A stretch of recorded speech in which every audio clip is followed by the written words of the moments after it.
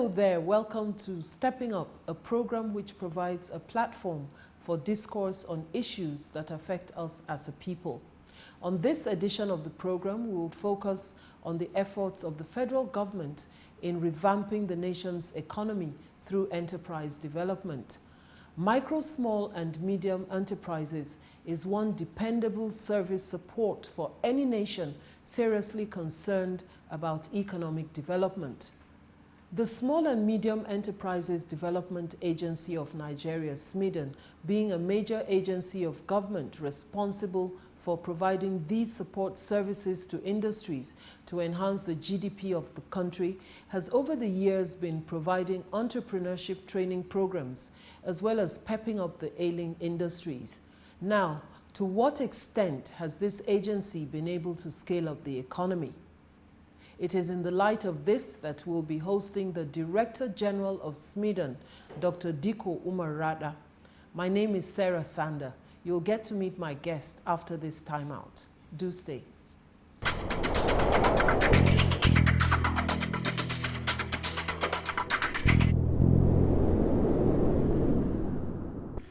Dr. Dikko Umar Radda was born on the 10th of September 1969 in Hayingada Dusema local government area of Katsina State, northwest Nigeria.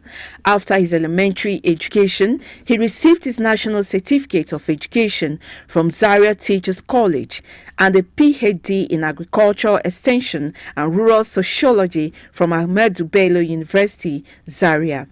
Until his appointment as the Director General of the Small and Medium Enterprises Development Agency of Nigeria, he was the Chief of Staff to the Katsina State government.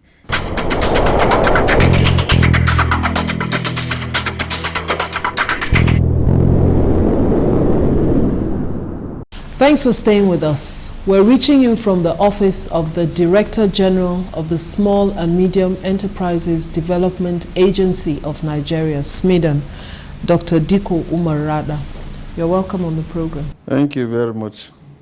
Now, what's your assessment of the micro, small and medium enterprises subsector since you assumed office in March? When I assumed duty in March, after my appointment by Mr. President, what I started doing was to study the agency as a whole, the mandate that established the agency, the kind of activities that are being run in the agency, so that I can keep myself informed on the activities and the going-ons in the agency. After receiving briefings for past 2 weeks, then I decided, let us think outside the box. Let us get people who are knowledgeable in entrepreneurship development to sit down with the top management of the agency. Because we are within, they are outside, they may see what we are not seeing, and we may have challenges which they don't know. So we locked ourselves in Kaduna for over 3 days for a retreat. And after the retreat, we came up with a lot of imperatives in which will strengthen the performance and the efficiency of the agency. Despite all the challenges that we are facing in this country, especially in the macro and small businesses subsector of the economy, because when I give you statistics, our record shows that by 2013 statistics, the survey that was conducted, we had 37 million MSMEs. And out of these 37 million MSMEs, 36 million are micro. And by definition, micro businesses or macro enterprises are enterprises that employ between 1 to 9 people, that have an asset base of 1 naira to less than 1 million naira. So these are the people that constitute 97.8% of the general population. And these people are largely living in the rural area. They are informal. They have very limited capital to do their businesses. and they lack the technical know-how, the basic entrepreneurship training to do their businesses effectively and efficiently and for the business to be profitable.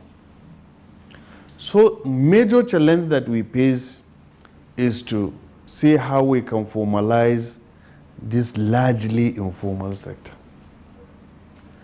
So we thought about it. A lot of people make different proposals, but at the end of the day, we agreed that the best way to get out of this is to come up with a strategy which we now call conditional grant scheme for macro enterprises to bring about revolution on the macro business.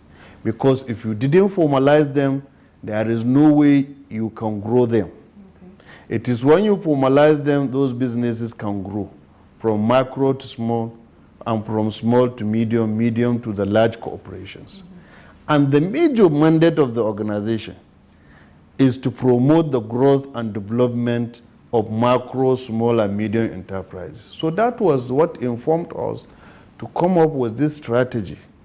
Because initially, we thought of providing conditional grant scheme to 550 enterprises in each 774 local government of the country, because we thought this is a short way of getting out of the economic recession the country is facing today.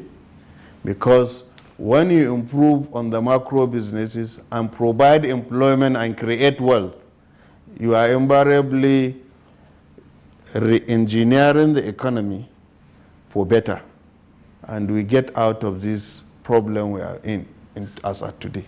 Okay. So tell me more about this conditional grant scheme. We said that grants should be given to macro businesses, but with certain conditions. And these conditions, the essence of providing those conditions is to formalize them. One of the conditions is for a person to access that grant is to formalize by registering his business with CSC. And we have already engaged CSC. CSC are ready to bring down the prices of registering the macro businesses so that we can get a lot of macro businesses. We are anchoring that we are going to do it for them. Okay. And then the second condition is for them to open a bank account. Once you make them to open bank account, you are providing a platform for them to improve on the knowledge of the banking processing, in which one day they may not require SMEDAN to go to the bank. They may not require SMEDAN to seek for facility from the bank. So this is the second condition. The third condition, because macro businesses have a lot of risk associated with it. So that is why there is no sustainability of those businesses. Some of the businesses will start for 1-2 years and they collapse. So we said we must provide a macro insurance to these businesses. And then we engage a lot of insurance companies who are willing. Even last week we signed an MOU with Nikon Insurance, who are willing to provide macro insurance services to macro businesses so that it will minimize the risks associated with those kind of businesses.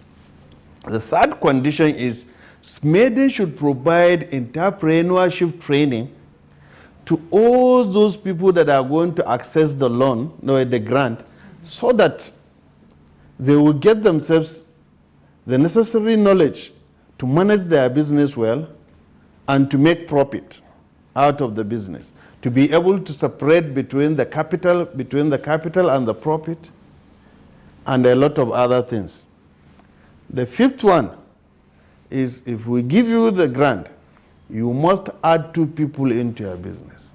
When you add 2 people into the business, they are going to learn from the business. And this thing is going to be a continuous process. Next year, if we are going to give another grant, we pick from those people that were employed, added into those businesses, and also provide a grant for them to set up their own business and to employ 2 more people. Okay. So invariably, if we can run this program for 4 years, we are going to create not less than 6 million jobs, direct and indirectly. And it will go a long way in formalizing. So invariably, we are saying in 4 years, we are going to formalize about 6 million. If this process will continue, because it will attract it will attract funding from development partners. If they see the transparency in the process, a lot of development partners may be willing to bring in their money to help Nigeria to achieve this. Okay. How easy is it to access funds? How do you track the funds you are giving out? And how is SMEDAN itself funded? Are you well funded? No. You know, basically, when we came, the major challenge we are facing is lack of funding. And what came out from our retreat is, if we rely on the budgetary provision by the federal government, SMEDAN cannot be able to achieve much of their responsibilities. So one of the things that we feel is necessary is to amend the act that established this agency so that it will allow the agency to generate funds independent of national budget. And this funding will be primarily used to provide loan to the MSME, grants to the MSME, and also to serve as a guarantee to commercial banks. Will guarantee some certain percentage to commercial banks or microfinance banks who are willing to provide funding for the MSMEs subsector. And then, you know, if you look at the criteria to access funding from the commercial banks, even from the development banks, which is BOI or Bank of Agric or Bank of Impro, the problem with it is such conditions, if you look at them, are not conditions that small and medium businesses can be able to access because they cannot meet most of the conditions. So what we are talking, we have established discussions with the CBN, because CBN is the apex organization in charge of all the financial institutions. If CBN can do something that will recognize cooperative societies as a basis for funding, and also if they can, because we are in the process by the ministry to establish collateral registry in which movable assets can be used to access funding. These are the kind of things that you can come up with and the kind of initiatives that you can come up with which can provide an easy access to finance by the MSMEs in Nigeria. Okay. Now, the National Enterprise Development Programme and the One Local Government, One Product Initiative, how far have you gone with it? Yes, for the National Enterprise Development Programme, it was initially a tripartite agreement between SMEDAN, ITF, Bank of Industry.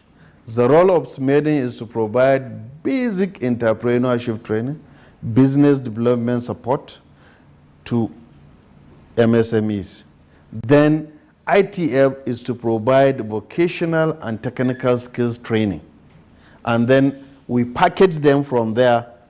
SMEDAN will now package them from there, develop a very robust business plan that can be acceptable to the Bank of Industry. Then we package them and give Bank of Industry for funding.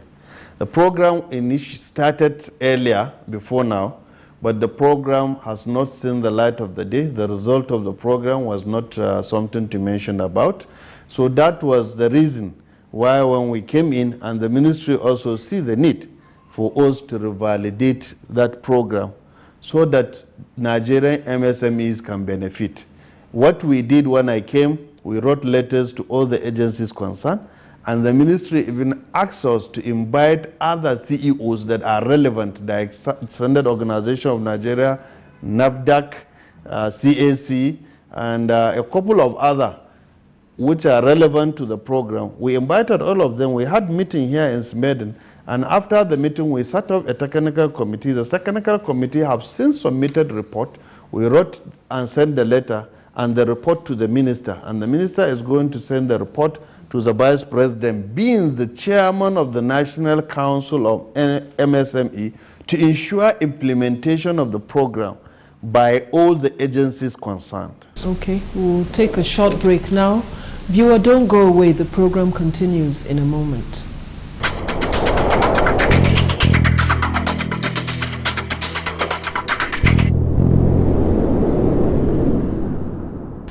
Thanks for staying with us. You're still watching Stepping Up. My guest is the Director General of the Small and Medium Enterprises Development Agency of Nigeria, SMEDAN, Dr. Dikko Umar Radda. Now, DG, linking SMEs to internal and external sources of finance, appropriate technology, technical skills, as well as to large enterprises are some of the statutory functions of the agency. Are there any success stories that you would like to share with us? Honestly, yes. I cannot say there is none, but it's not much, because there is largely problem is in the area of research and development, because we need to do more on the area of research and development, especially on our tertiary institutions. Tertiary institutions are supposed to be a hope for ideas, innovations, and the rest. And there should be a proper synergy between our agency with the research institute in the country, especially because we have a lot of research institutions, especially that has to do with agriculture. We have many agricultural research institutions. We have many science and technology institutions. So we are supposed to synergize. Once there is new idea, there should be a link between the end users of the new idea and innovation, and then the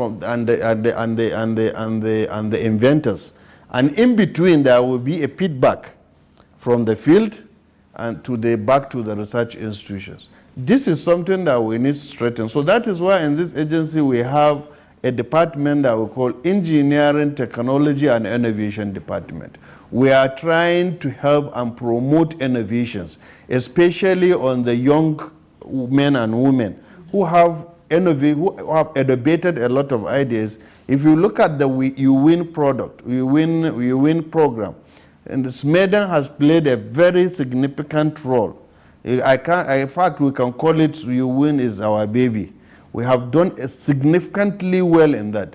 And the essence of the You Win is to identify talent, innovations on the young men and women to help them develop their business. Because the You Win program is not a loan. It's a grant given to the people who are very intelligent in terms of innovation, ideas, and the rest to develop their businesses. I think this is the area that we need to work very well on it. And that is why maybe with the amendment of the act that established, it will give us more regulatory power to regulate the activities of other people that are into the field of MSMEs. Okay. Now, going by the vital role of the agency in revitalizing the industrial sector, decentralizing the activities of SMEDAN is important.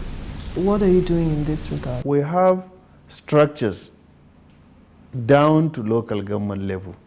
We're not down to the state level. But the major challenge that we are having, we need to have more human capital, because you find out that in the states we have offices. In some of the offices in the states, we have only 1 or 2, 3 staffs in that offices, and they are supposed to man the activities of MSME in the whole of that state. So there is basically they are supposed to provide business clinic, business support to all the MSME in the state. With their number, there is no way they can be effective. So that is why we collaborate, we synergize with the state governments in some places, trade associations, organizations, to see how we can collaborate and see how they can help us to achieve the mandate given to us. And we are doing things now to see how we can improve on the number of our staffs and try to also improve on building the capacity of our staff to enable them be on the same level with any other organization like ours all over the world in terms of meeting up to their responsibilities.